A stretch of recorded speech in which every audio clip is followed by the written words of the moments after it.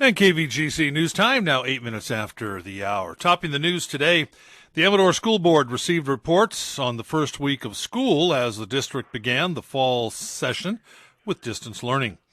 The initial reports seemed positive, as only 73 out of 4,000 students known to the school district failed to check in for instruction. With the district committed to full-time distance learning for at least the first quarter of school, much of the first week was spent on logistics, distributing needed equipment such as Chromebooks and reading materials, and setting up internet hotspots for students who need them. In other business, the board approved the purchase of a strip of land along Highway 88 in Pine Grove. The property will be the future site of pedestrian improvements meant to make it safer for students to walk to Pine Grove Elementary School. The board also yesterday approved a contract for the planning and design of new classroom buildings at Ione Elementary School. The elementary school has seen an increase in enrollment in recent years. Well, two Calaveras County measures to increase taxes in local fire districts each fell short by about 3% in Calaveras County's August 25th special election. With the latest results, fire protection districts in San Andreas and West Point have apparently failed to find funding through a proposed special tax increase. The percentage of votes received on measures in all three districts, around 63%, just 3% shy of the 2/3 of voters needed in order to pass. According to Calaveras Clerk Recorder Rebecca Turner, less than 42% of eligible voters in each district turned out to vote. The election office will continue to count any ballots received between now and Friday, but Turner says she does not expect any additional ballots to change the result of the election. Now, Measure A, which would have established a special annual tax of $300 on property owners in the San Andreas Fire Protection District, and Measure C, which would have increased the existing special parcel tax by $180 in the West Point Fire Protection District, again, both failed. Final results will be posted to the county website Friday. The election office will likely certify the election September 5th. And Calaveras Consolidated Firefighters, Calaveras County OES, County Environmental Safety, and Fish and Game were all called out yesterday to a large illegal oil dump on Vista del Lago and Woodgate Road.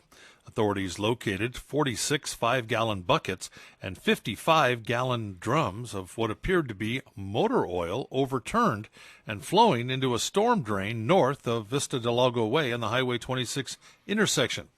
Firefighters placed small dikes around the storm drains and uprighted all of the containers.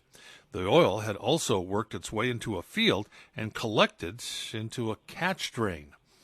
Now, Patriot Environmental Services, an environmental service provider, was contracted by the county to do the cleanup on site, the cost of which Calaveras County Office of Emergency Services estimated would be thousands of dollars. The hazardous material crew first categorized what the fluid was, then began the cleanup. They will now also rehabilitate the drain system by removing as much of the product as they can from that drain. The incident is under investigation by State Fish and Game. Well, another PG&E scam making the rounds of the Gold Country. Residents throughout the area have reported receiving a phone call from the utility and stating the call shows PG&E's number and name on their caller ID. Well, the latest has the caller claiming to be from PG&E, informing you that you're eligible for a large PG&E rebate. According to utility spokesperson Brandy Merlot, this is a scam. You should just hang up. Okay, simply hang up the phone. Merlot reminds us, safeguard your personal info and credit card numbers by avoid giving that info over the phone. If you did give someone your credit card or checking account info over the phone, report it to the credit card company or bank and law enforcement. Now, Merlot also says beware of emails requesting your personal info. PG&E does take your security very seriously. She said you can call PG&E at 833-500-SCAM if you're concerned about the legitimacy of a call or request for personal info. Again, that number, 833-500-7226. And the Ione Pool will be open today and tomorrow and will close for the season on Saturday. The hours, today and tomorrow, 2 to 7, and on Saturday, noon to 7. Again, Saturday will be the last day that the pool is open during the summer season. The Plymouth pool closed last weekend. Talked to Carolyn Fagulia yesterday.